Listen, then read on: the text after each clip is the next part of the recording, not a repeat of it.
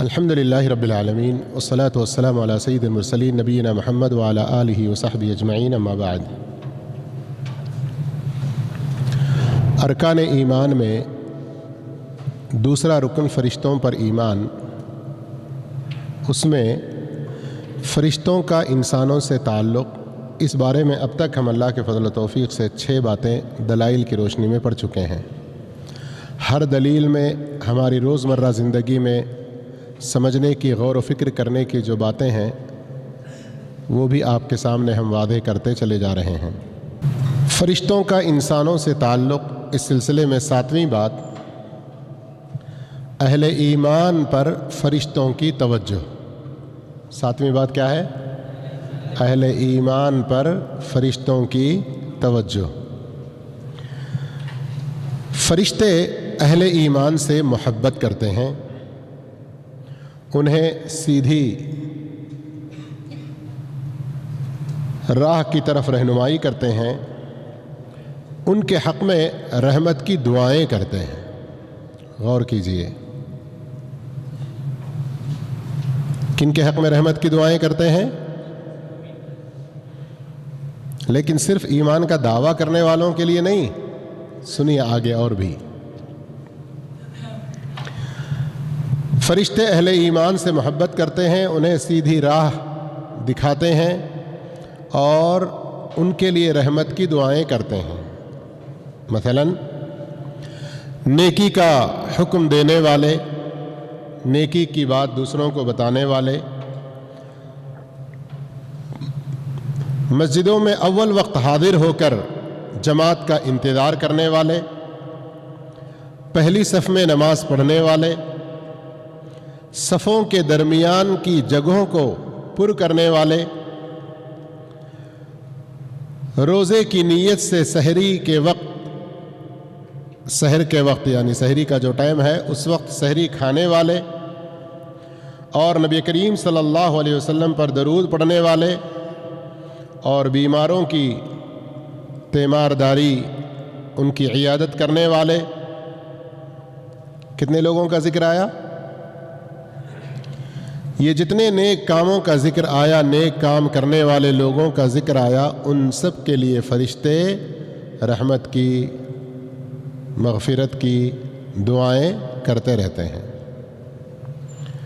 ان میں سر فہرست، سب سے اول نمبر پر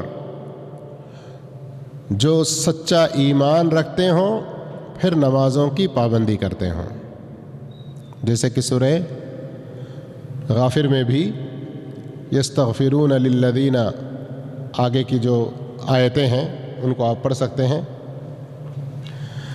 اسی طرح اہل ایمان کی طرف توجہ فرماتے ہیں، اس کی ایک شکل یہ بھی ہے کہ ان کی دعاؤں پر آمین کہتے ہیں۔ اللہ اکبر۔ جب ہم دعائیں کرتے ہیں تو فرشتے کیا کرتے ہیں؟ آمین کہتے ہیں۔ اور جیسے ایک مثال اس سے پہلے بھی گزر چکی کہ جو علم حاصل کرنے والے طالب علم ہوتے ہیں ان کے لیے مغفرت کی دعائیں کرتے رہتے ہیں۔ اسی طرح جو علم اور ذکر کی محفلوں میں شریک ہوتے ہیں ان کے لیے بھی مغفرت کی دعائیں کرتے ہیں۔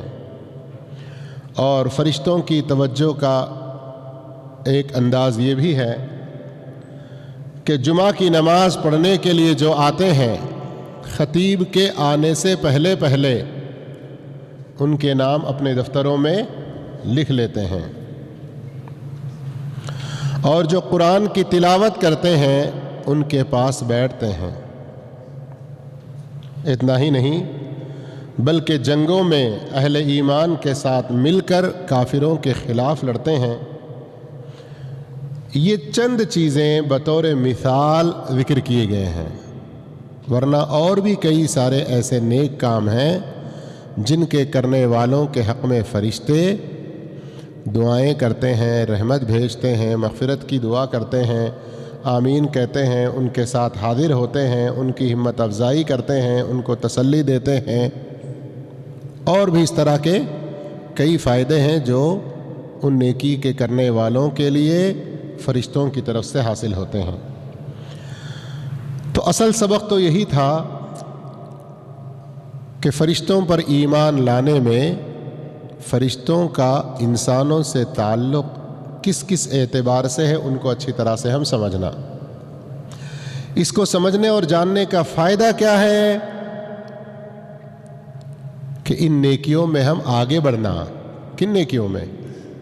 جن نیکیوں کے ذریعے فرشتوں کی دعائیں ملتی ہیں ویسی نیکیاں کرنے میں آگے بڑھنا۔ انسان کی یہ طبیعت ہے کہ دنیا میں جہاں سے بھی اس کو کچھ فائدہ ہوتا ہے وہ اس کی طرف اپنا قدم بڑھاتا ہے۔ بڑھاتا نہیں بڑھاتا؟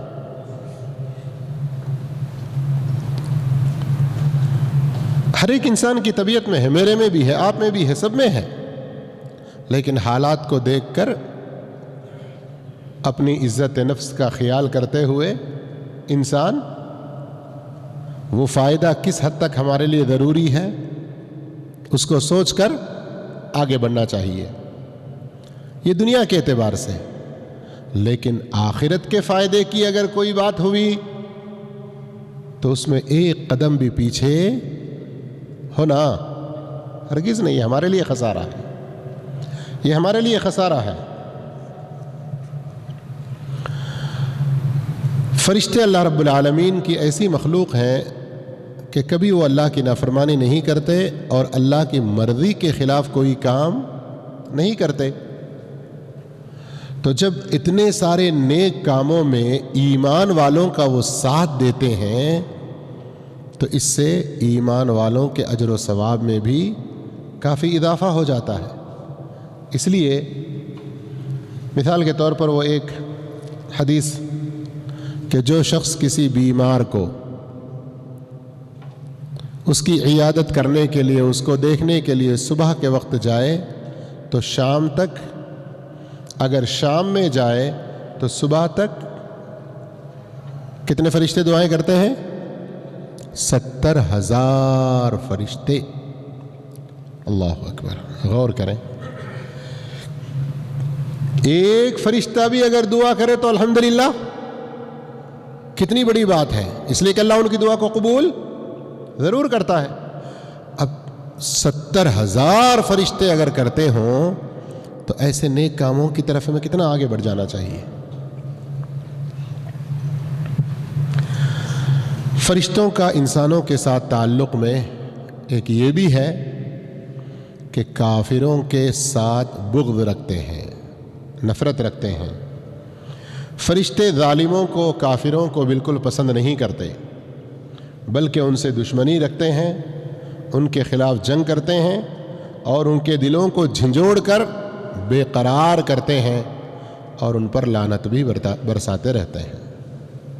ان پر کیا کرتے ہیں؟ کون برساتے ہیں؟ کن پر برساتے ہیں؟ جی، ظالموں پر، کافروں پر۔ صرف کافر نہ کہیں، ہم میں سے بہت سارے لوگوں میں وہ کوئی بھی موبائل ہے، گھڑی ہے اور کمپیوٹر ہے، کوئی بھی چیز جیسے اس کی پروگرامنگ ہوتی ہے نا اسی طرح سے وہ کام کرتا ہے۔ ہم لوگ ہمارے اپنے آپ میں کچھ پروگرامنگ ایسے کیے ہوئے ہیں کہ کچھ چیزوں کے بارے میں کچھ اپنے ایسے خیالات جمے ہوئے ہوتے ہیں کہ بس اسی روٹین پر ہماری زندگی چلتی رہتی ہے۔ اس لیے انسان کو، مسلمانوں کو بار بار علم کی طرف توجہ دلائی گئی۔ علم کے ذریعے نیو پروگرامنگ ہوتی رہتی ہے، نیکیوں کی طرف رغبت بڑھتی رہتی ہے۔ ہمارے معاشرے میں کچھ لوگ ہیں، میں سمجھنے کے لیے صرف مثال دے رہا ہوں، کسی آدمی کا نام لے کر نہیں۔ ہمارے درمیان میں کچھ ایسے لوگ ہیں جو ہندوؤں اگر کہا جائے اتنی چڑ، نفرت، غصہ وغیرہ سب آتا ہے، وہی اگر یہودی، نصرانی یا کافر کہیں تو وہ کچھ بھی ان کو احساس نہیں ہوتا، یعنی یہ بھی کوئی غلط ہے، ایسا بھی کوئی خیال نہیں گزرتا۔ ذرا سوچئے، ہندو، یہود، کافر، نصرانی، ان سب میں ایک چیز کیا ہے مشترک؟ کفر، شرک، اسلام کا نہ ہونا۔ اس اعتبار سے سب برابر ہے، نہیں ہے وہ؟ لیکن یہودیوں نصرانیوں سے کسی چیز میں کچھ دوستی جیسی اور کچھ نرم رویہ، لفظ ہندو آتے ہی ایک دم بغض و نفرت والا۔ میں کہنا کیا چاہ رہا ہوں سمجھ رہے ہیں آپ لوگ؟ ہمیں اسلام کے مطابق اپنا پروگرامنگ کر کے رہنا چاہیے۔ کفر سے، کفر کے سارے کاموں سے، شرک سے، شرک کے سارے کاموں سے، بدعت، بدعت کے سارے کاموں سے، گناہ اور گناہ سے متعلقہ سارے کاموں سے نفرت ہونی چاہیے۔ لیکن ایک نقطہ پھر ہم یہ نہ بھولیں، جہاں ان برائیوں سے ہم نفرت کریں وہیں پر ہمارے اندر ایک خیر کا جذبہ بھی ہو، اس کی اصلاح کے حوالے سے۔ یہ نہیں ہے تو پھر وہ نفرت خود ہمیں بھی تباہ کر سکتا ہے۔ سمجھ میں آ رہی بات؟ اللہ کے رسول صلی اللہ علیہ وسلم کی زندگی میں بھی دیکھیں، یہ چیزیں بڑی واضح طور پر ہمیں ملیں گی۔ غلط چیزوں سے، کفر، شرک وغیرہ ساری برائیوں سے جتنی برائی ہے اس قدر نفرت تو ہونا ہے، یہ ایمان کا حصہ ہے۔ لیکن صرف نفرت کافی نہیں ہے، بلکہ اصلاح کا جذبہ، اور اصلاح بھی اچھے طریقے سے، اچھے انداز میں۔ اس لیے اللہ کے رسول صلی اللہ علیہ وسلم اپنے دشمنوں کے ساتھ بھی دشمنی کے باوجود ان کی ہدایت کے کیسے خواہش مند تھے۔ ثمامہ بن آثال کا واقعہ ہو، مسجد میں آ کر پیشاب کرنے والے بدو کا واقعہ ہو، ایک سفر میں جب آپ صلی اللہ علیہ وسلم سفر میں تھے تو ایک بدو آ کر آپ کی چادر کو اتنی سختی سے کھینچا کہ آپ کے گردن پر نشان پڑ گئے۔ اس طرح کے کئی سارے واقعات ہمیں کیا بتلاتے ہیں؟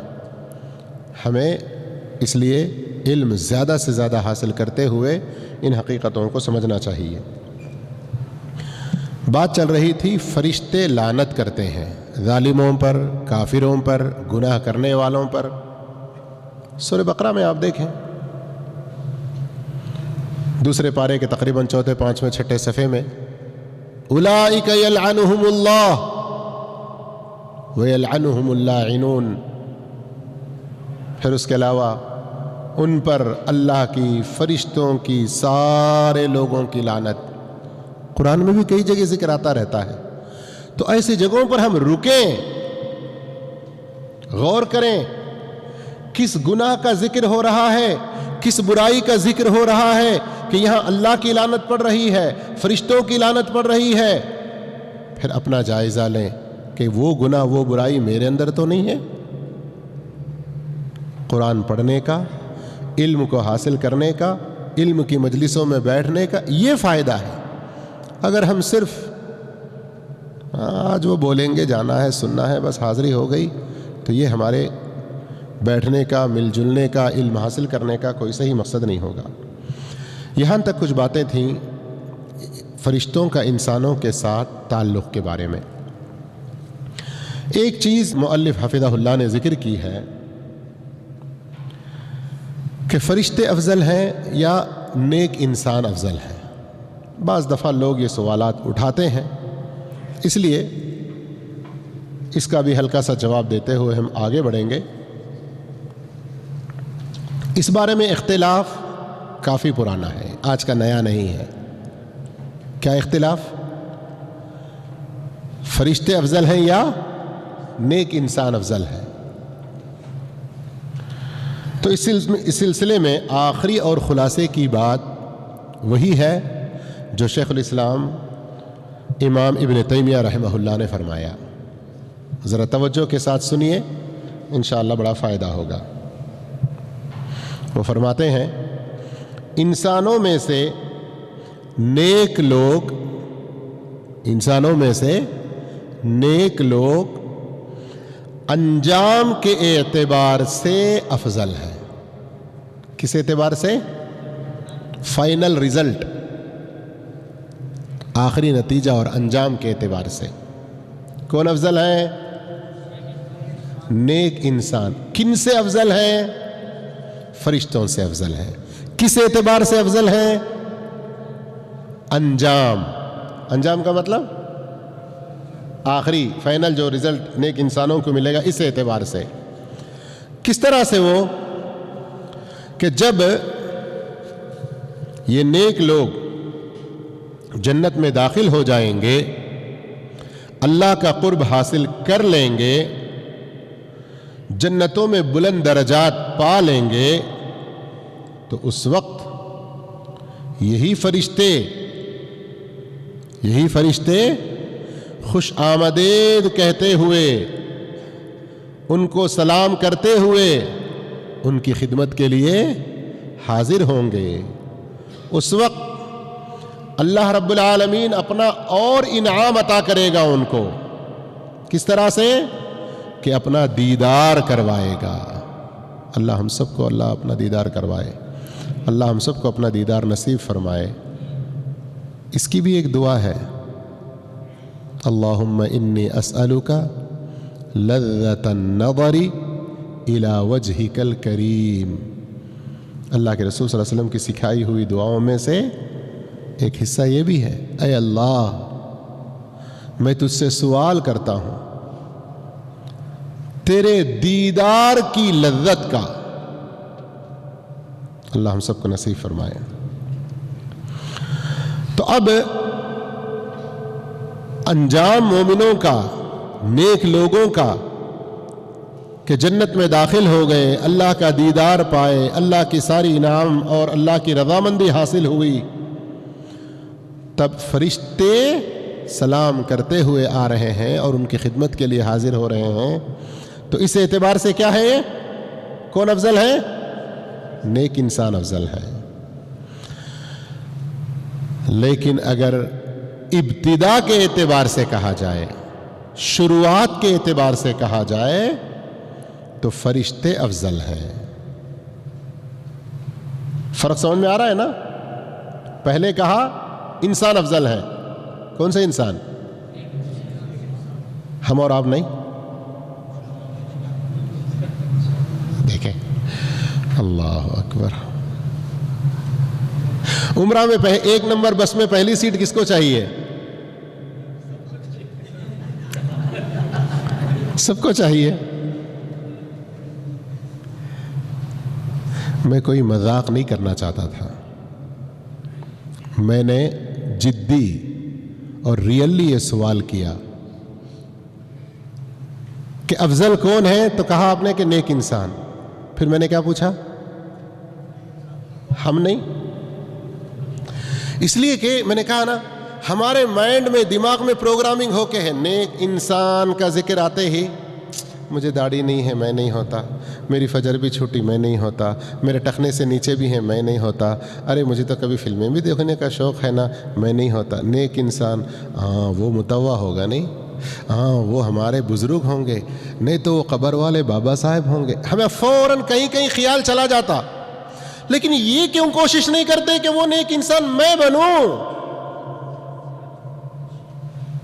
میں چاہتا ہوں آپ میں یہ فکر دلانے کی، جب بھی ایک نیکی کی بات سن رہے ہیں آپ لوگ، جب بھی ایمان کی ترقی، ایمان کے بڑھنے کی کوئی بات سن رہے ہیں، کسی اور کی سوچ نہ لے جائیں، ارے وہ تو صحابہ تھے، ارے وہ تو بزرگ لوگ تھے۔ میں بنوں گا انشاءاللہ، یہ نیکی میں کروں گا، یہ اچھائی میں کروں گا، یہ خدمت میں کروں گا، میں نمبر 1 مسلمان بنوں گا، میں ہر اچھے کام میں سب سے آگے رہنے والا بنوں گا۔ اس طرح کی تربیت ہمیں قرآن کرتا ہے۔ قرآن میں جگہ جگہ آپ ایک لفظ پاتے ہیں نا، انا اول المسلمین۔ قرآن میں کہیں ہے لفظ انا اول المسلمین، یہ لفظ قرآن میں ہے کہیں؟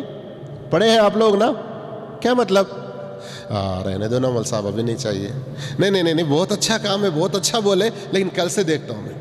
ابھی نہیں میں ذرا شادی کے بعد سوچتا ہوں, نہیں ابھی یہ رمضان کے بعد عمرہ جانا ہے, اس کے بعد آ کر میں سوچتا ہوں. اس طرح کی پلاننگ نیک کاموں میں یہ فیلور پلاننگ ہے, یہ اپنے آپ کو خسارے میں ڈالنے والی پلاننگ ہے. جب بھی کوئی بات آ جائے, ہاں نیک لوگوں کی بات ہو رہی, متقیوں کی بات ہو رہی, جنت میں جانے والوں کی بات ہو رہی, اللہ کا دیدار پانے والوں کی بات ہو رہی, ارے وہ کون خوش نصیب ہیں کہ فرشتے انہیں سلام کرتے ہیں آ کر, ارے وہ کون خوش نصیب ہیں کہ فرشتے ان کے خادم بن جاتے ہیں, نوکر بن جاتے ہیں. ہاں میں وہ بنوں گا, میں ان خوش نصیبوں میں سے ہو جاؤں گا. اپنے آپ کو میں آپ میں سے ہر ایک ان چیزوں میں آگے بڑھنے کی کوشش کریں گے انشاءاللہ. اللہ ہم سب کو نیک توفیق دے. انجام کے اعتبار سے فرشتے افضل ہیں, ابتدا کے اعتبار سے سن رہے غور سے نا, اللہ جزائے خیر دے آپ سب کو. انجام کے اعتبار سے نیک انسان افضل ہے, انجام کے اعتبار سے نیک انسان افضل ہے, لیکن شروعات سٹارٹنگ ابتدا کے اعتبار سے فرشتے افضل ہیں. کیوں؟ اس لیے کہ انسان وہ ہے جن سے کچھ گناہ سرزد ہو جاتے ہیں, لیکن فرشتے ان سے کوئی گناہ سرزد نہیں ہوتا. اللہ کی عبادت میں انسان سے کوتاہی ہوتی ہے, لیکن فرشتے کبھی اللہ کی عبادت میں تھکتے نہیں ہیں. آئی سمجھ میں بات؟ تو شروعات کے اعتبار سے کون افضل, انجام کے اعتبار سے کون افضل؟ نیک انسان. اللہ ان نیک انسانوں میں سے ہم کو بنائے. یہ جواب جو شیخ الاسلام ابن تیمیہ رحمۃ اللہ علیہ کا جو آپ نے سنا ابھی, یہ تمام اختلافات کو ختم کر دیتا ہے اور ہمیں نیکی کی ترغیب بھی دیتا ہے. اور ہر کوئی جو بھی اس سلسلے میں دلائل دیے ہیں, سب کے دلائل بھی اس میں اکٹھا ہو جاتے ہیں. اللہ عز و جل سے ہم دعا کرتے ہیں کہ آج تک 10 روزے پورے ہو چکے ہیں, 9 روزے, آج تک 9 روزے پورے ہوئے ہیں. کبھی دیکھنا چاہتا ہوں کہ آپ لوگ توجہ سے بات سنتے ہیں یا جسم حاضر دماغ غائب ہے. ہاں, اللہ رب العالمین جزائے خیر دے, اللہ علم کا شوق ہمارے اندر اور بڑھا دے. تو میرے بھائیوں, آج تک 9 روزے مکمل ہو چکے ہیں اور 9 سبق ہم مکمل پڑھے ہیں, جس میں اللہ کے فضل و توفیق سے اللہ پر ایمان پہلا رکن, فرشتوں پر ایمان دوسرا رکن, یہ 2 پڑھ چکے ہیں. انشاءاللہ کل تیسرا رکن کتابوں پر ایمان کے بارے میں ہم شروع کریں گے باذن اللہ. اللہ تعالیٰ آپ کی حاضری کو قبول فرمائے اور نیتوں میں اخلاص پیدا کریں, اس لیے کہ جس قدر زیادہ نیتوں میں اخلاص ہوگا اسی قدر ہمارا اجر و ثواب بڑھے گا. شیطان کہیں کسی کونے میں دل میں ڈالے گئے کہ یار چلو نا, کیا کہہ دیے ہیں نا, نہیں جائیں گے تو عمرے میں نام نہیں آئے گا, اس لیے حاضر ہو رہے ہیں. ٹھیک ہے, لیکن ساتھ میں یہ نیت بھی رکھیں کہ علم حاصل کرنا بھی عبادت ہے. دین کے مسائل ارکان ایمان ہمیں مل رہے ہیں, ان کا سیکھنا بھی ہمارے اوپر فرض ہے. تو اس کی حاضری کا بھی اللہ ہمیں ثواب دے, یہ نیک نیتی بھی رکھیے. اللہ ہم سب کو نیک توفیق عطا فرمائے. جزاکم اللہ خیر. والسلام علیکم ورحمۃ اللہ وبرکاتہ.